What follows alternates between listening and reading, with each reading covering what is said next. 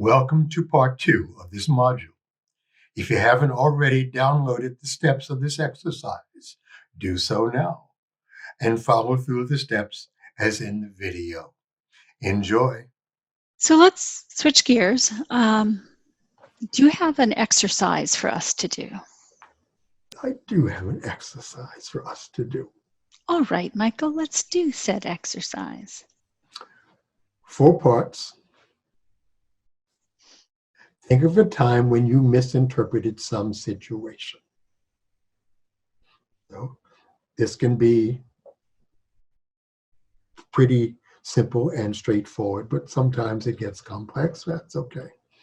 So that's number 1. Number 2, what had your mind told you?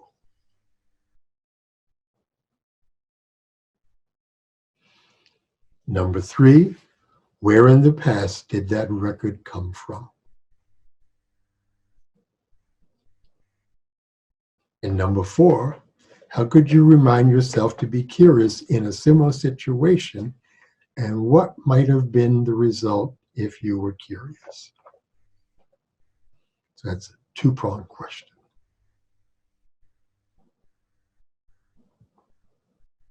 Okay. So a time when I misinterpreted a situation, what had my mind told me? Where in the past had this occurred before? And what could I have done to remain more curious, and what might have resulted if I were more curious? Is that right? Yes, ma'am. Okay. You got it. Surprisingly, this one was super easy for me. Good. Or not surprisingly. So may I share? Yes, please.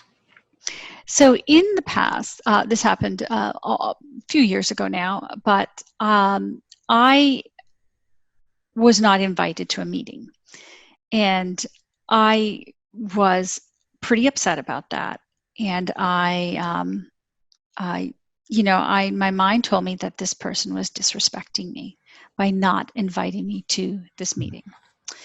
And so I started to get deeply offended.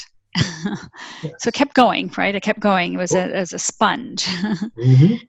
And where in the past this has happened to me before, I mean, obviously in my childhood, I grew up like you, and I don't want to blame all older brothers for bad behavior, but I did have an older brother who was, would often disrespect my point of view, my opinion. My father was very similar. It's like, you don't know what you're talking about, et cetera, et cetera. So I get very sensitive in situations where I feel like I'm not being respected for my competency and my point of view. Yes, perfect. Yeah. So that was the situation. Now, the next part is a little harder, where you said, how could I have remained more curious about the situation? Is that right? So, I mean, I think that if I'd taken a moment to pause and interrupt myself, I could have just simply written an email and said, I'm just curious what the purpose of the meeting was and whether I should be involved. Or I could have asked one of the other members of the team, what's the purpose of the meeting? Should I have been invited, or should I talk to the leader to see if I've been invited?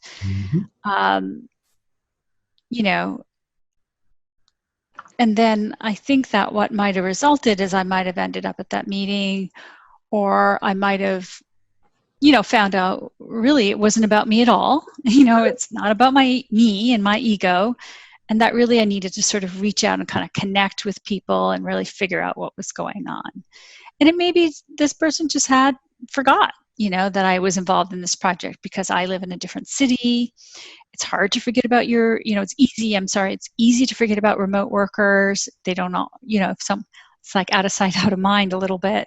So maybe some of that was going on. So maybe I do need to be more visible or more conscious and more connected to people. So that's sort of one of the things I could have done. And I just want to say, I mean, I don't think that this person disrespected me because, later on, once they had left the company and I had left the company and we were in a different situation, this person hired me. So obviously they had respect for my work. But it was just your mind told you, oh, he's being disrespectful, because your mind tells you the truth. Yes, Yes, absolutely. absolutely. And what I also find fascinating is that you said that the way to interrupt yourself would be to refocus yourself and be calm, which is back to you being at your very best. So Mhm. once again, it's a stressful situation. I'm on automatic. Oh, let me think about what I would do if I were at my very best. Oh, that's me being calm and refocused. Oh, I don't really have any idea why I wasn't invited. Maybe I can simply ask. Right. Because I think, that's the second phrase of the curiosity killed the cat. yeah. Satisfaction brought it back. And this also brings to mind something else, that as a leader, what I have seen myself do is, I have a certain way of getting things done and ways that I like to get things done. Mm-hmm. And when I see people who are members of my team doing things differently than the way I would like to see them get done, I'm just have a very strong reaction. Like, this is the way we need to do it because it's more efficient or it's more effective and we can track things. And so I find that when they ask a question about that, I feel like it's a questioning of my competency. It's like, when really I should just remain curious, because maybe they do have a better way of getting things done, and I should just allow them Mm-hmm. the space to do that, and just say, hey, well, why don't you show that to me, and show me how that may happen. But And to the do times that that, I've done that, it's actually turned out really well, because I don't always have the best ideas. So true. Now, to do that, you need to notice when your mind is telling you, oh, this person is doing it wrong. mhm. Once you can notice that judgment, then you can go, oh, well, that's my mind. Let me see what's really going on, because that may not be here.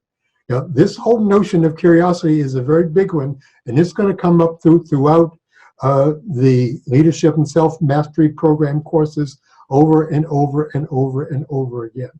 The point Mhm. you're making is that if we can begin to be curious before we judge, or rather be curious before you take your judgments too seriously, that is so very helpful. The truth is, we're not going to stop judging, but we can do a better job of not treating our judgments as truth, as facts, Mhm. and go, huh, there goes that judgment again. I Yeah. wonder what's really going on. Then we can choose to be curious with our minds when our mind is being emphatic about being right. But it takes discipline and practice, and sometimes we need to be reminded by folks who will support us. Yeah. I think what's interesting about this conversation that we're having about how the mind works is that I find that this whole idea of my competency and people who I feel question my competency is connected to a lot of different behaviors that I've seen myself exhibit. For example, I have a belief that, I have a fundamental belief that comes from, I think there's always an easier and better way of getting things done. And I'm often the person to find that easier and better way of getting things done. So that's a kind of a core competency belief that I have. And so when people question my way of things getting done, that hits both at my ego and it hits at, you know, I'll shut them down. And, it's just, I get into this, like, how dare you question my competency, which is also a red flag thing from my childhood. So there's a lot of different. So I think the other really interesting thing about how the mind works is that one memory, one red flag record, as you like to call it, it's actually can be connected to a lot of other things as well. So that's a really interesting just sort of self-observation that I have. Absolutely, absolutely. This whole thing about be it competency. Some people have it about being loved. We have attached it to our sense of self-esteem. If you can begin to consider, maybe you want to detach it, that you can have your self-esteem, whether somebody thinks you're competent or not. Because in truth, you know that you're competent, and you also know that sometimes that you're not. And maybe they have nothing to do with your self-esteem. Now, Right. so that's an opportunity for you to look at this belief around, oh, I'm not okay if people do not recognize my competence, because that's the belief system that underlies all of that. So that's Great. a free one that I offer you. Well, thank you, Michael. Well, sure. And for those who are taking the course, your mind will tell you that your beliefs are facts. What Ronnie just discovered is that maybe some of her beliefs are not facts, and that allows for the space of curiosity. As long as we believe that all of our beliefs are facts, we will never be curious about them. So, Michael, do you have any closing thoughts before we end this module? Me have a closing thought? Never. Never. Let's see if I can find a closing thought. I may have given them already. You know, it goes back to notice your mind. It is something you have. You are not your mind. You can manage it rather than have it manage you.